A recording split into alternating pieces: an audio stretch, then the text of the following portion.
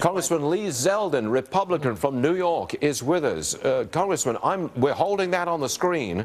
Trump's lead among the independents in a poll taken after the end of the Cleveland convention. I've never seen such a bounce like that. That's really quite extraordinary. I think that for these independent voters, they're prioritizing issues like national security, economic growth.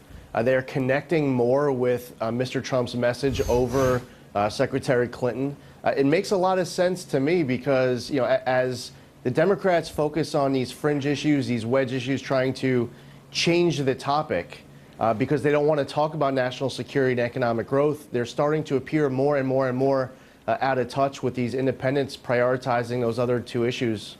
Have you ever come out straightforward and said, I'm with Trump? I don't know what your position is. Are you backing him fully?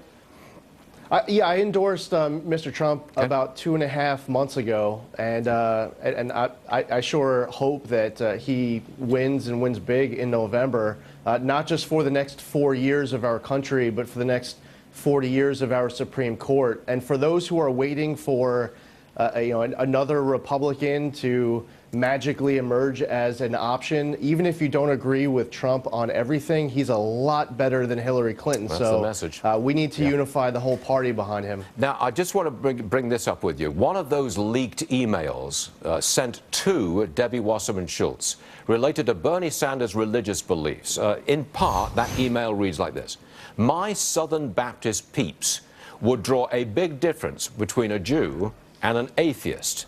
They were trying to plant stories as Bernie Sanders as an atheist." Now, Congressman, I'm aware that you are the only Jewish Republican member of the House of Representatives. Bernie Sanders was born into a Jewish family. What do you make of this kind of this bringing up people's religion like this? It seems to me like a rotten, dirty trick. Yes, a couple of things pop out. One is it's obvious from looking at this email and many other emails just how biased and tilted the DNC was right up to the very top. I also think that this is further evidence of just how nervous and desperate the Democratic Party was, that Bernie Sanders was, despite the system being as rigged as it was with all of those superdelegates, that Bernie Sanders might still win the nomination, might capture it from Hillary. An email like that points to a lot of desperation and nerves trying to tilt the scales, really running out of good ideas of anything more substantive. I have to ask you this one, Congressman. In previous elections for the last 20, 30, 40 years, the Jewish vote has gone 70% plus to the Democrats. What do you think will be the proportional voting in this election?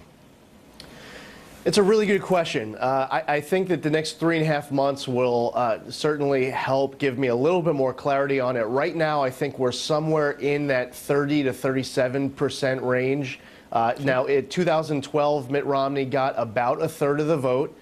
30 plus years ago, when Ronald Reagan was running for re-election, he got 40% of the vote. Now, that dropped to 12 with HW and slowly has been rising since '92.